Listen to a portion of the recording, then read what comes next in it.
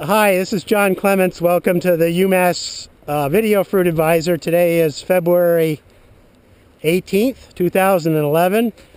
We're at Lanni Orchards in Lunenburg, Massachusetts, and we're continuing our series of tall spindle apple pruning demos. So this is Jerry on the right and Lloyd on the left. Can you guys, we have some Cortland trees here. These are going to be fourth leaf tall spindle, and we've talked about the 3 rules of pruning tall spindle apples. Can you work through these trees and just kind of tell me how you would prune these trees based on those 3 rules and what they are?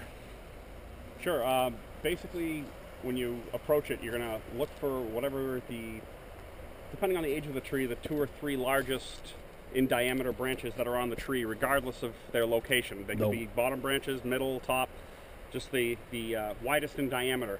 And you're going to want to remove the 1, 2, or 3 of the biggest branches on the tree that are originating from the trunk. So, right. Lloyd, what would you do on this tree in terms of that?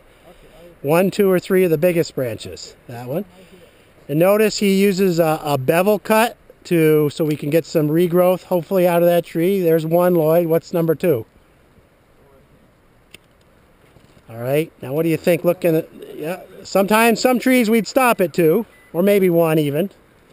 Well, go ahead. What do you see there? I want to take this one because it's bigger than the leader. Yeah, and we talked about Y's, a classic. Look at the Y there, right? And that's about half the size of the diameter or greater. So we're going to have to go for a 3rd branch on this tree. Go ahead. There we go. Okay. That's it.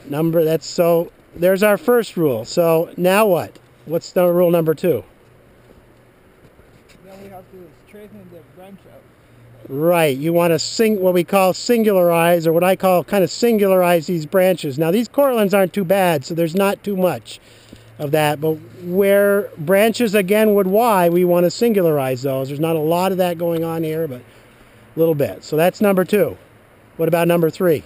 basically is to keep the leader growing to get to the optimum height, which is 90% of the tree row width. You want to get up to that 4th wire at least, probably. So what are you going to do to that top to keep it going up a little bit? You want to keep the leader going. You want to pick one of these that are branching off that you want to keep going, get rid of a couple of them so that it'll encourage the leader to keep traveling up to the top. Perfect, I think. So that's done. Let's do another tree quickly and show me what you do that, how you do that tree. 1, 2, or 3 of the biggest branches. There's 1. 2. Is that good enough? I think so, yep. Clean up the top a little bit. Singularize a branch or 2 that needs it. These Cortlands, again, aren't too bad. Notice we're not doing any heading cuts, just thinning out cuts. And I can't talk. Okay, good. Thank you. So, based on what you've learned, this is Chris Smith from C.N. Smith Orchard in Bridgewater. These are some Fujis now we're looking at, we believe. Chris, what are the 3 rules and how would you approach these trees? The 2 biggest branches first.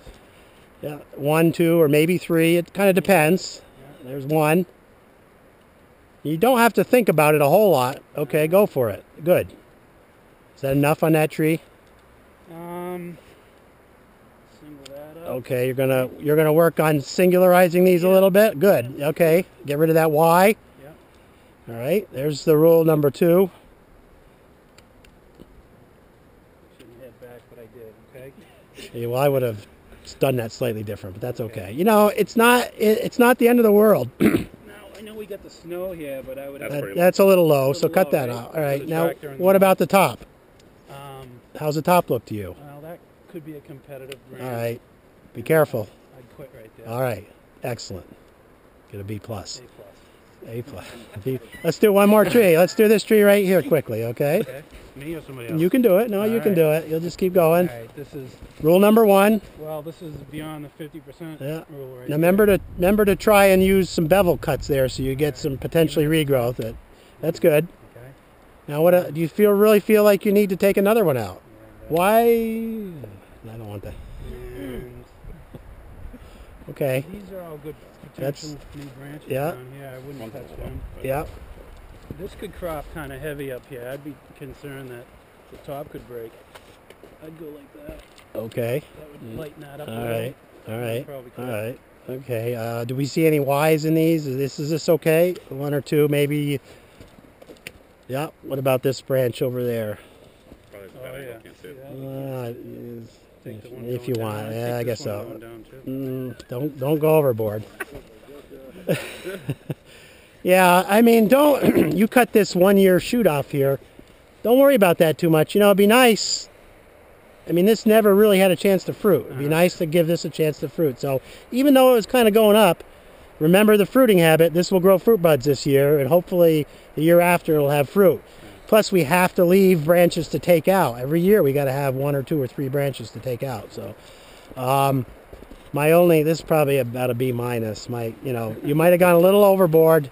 The idea is to crop these trees, keep them cropping. So, but that's good. Thanks, Chris. Those are the 3 rules, and easy pruning on these tall spindle apples. So, good.